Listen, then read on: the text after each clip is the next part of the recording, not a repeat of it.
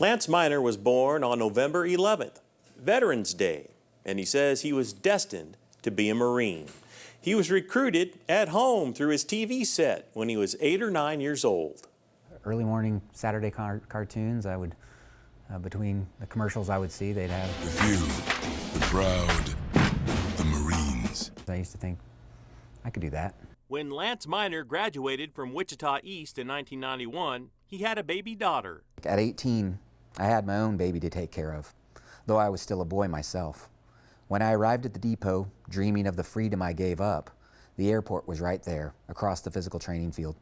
Miner's reading from a poem he wrote that's a culmination of his journey that began with a choice. I decided if I was going to be a Marine, I was going to be a real Marine, and so I signed up as an 0311 contract 03 infantry Marine. So I did my first 4 years as an infantry Marine. Along the way, I realized I was probably smarter than a lot of the guys I was serving with, and my leaders recognized that.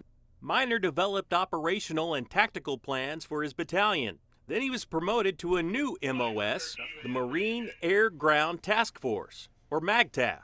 My first deployment was to Okinawa, Japan. Later on, deployed back to Japan with my family for over 3 years. We were in Japan, we were in Okinawa during 9/11. Later, he was deployed to a duty station in Miami. He earned his master's degree in English. Then he was hand-selected to be an academic director in Hawaii. And then I left there and went to 1MEF in Camp Pendleton. And that's where I deployed for 10 months to Afghanistan. Miner was involved in strategic level planning. I mean, my team was responsible for something that had never been done in the history of the world. We put together a plan to move 12 main battle tanks into Afghanistan, which is a landlocked country.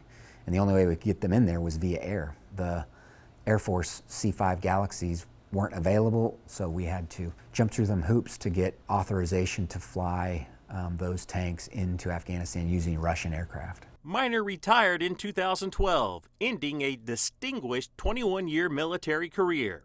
He returned home with an idea. When I was living in Hawaii, I started homebrewing beer and won some homebrew awards. I came back home to Wichita and recognized that the beer scene here back in 2011 was underdeveloped.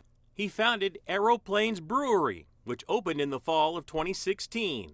The brewery was a big hit, but it closed 4 years later during COVID.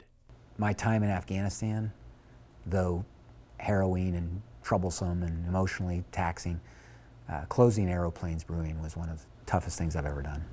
So Miner fell back into higher education at Wichita State. He's the director of the Kansas Family Business Forum. There's a chance that I get to share my life experiences, the wisdom that I've gained over the years, the business acumen that I've garnered through success and failure. He is also a very talented writer. Here, he shares the story of losing a fellow Marine in a helicopter accident.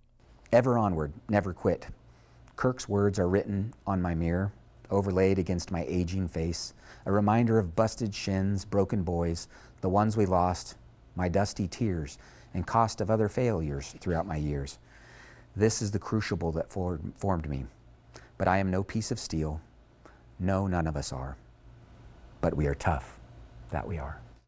Miner's essay was published by The War Horse about a year ago. He continues to mentor veterans with PTSD and coaches them in entrepreneurship and personal development. Here for you, Jason Lamb, KSN News 3.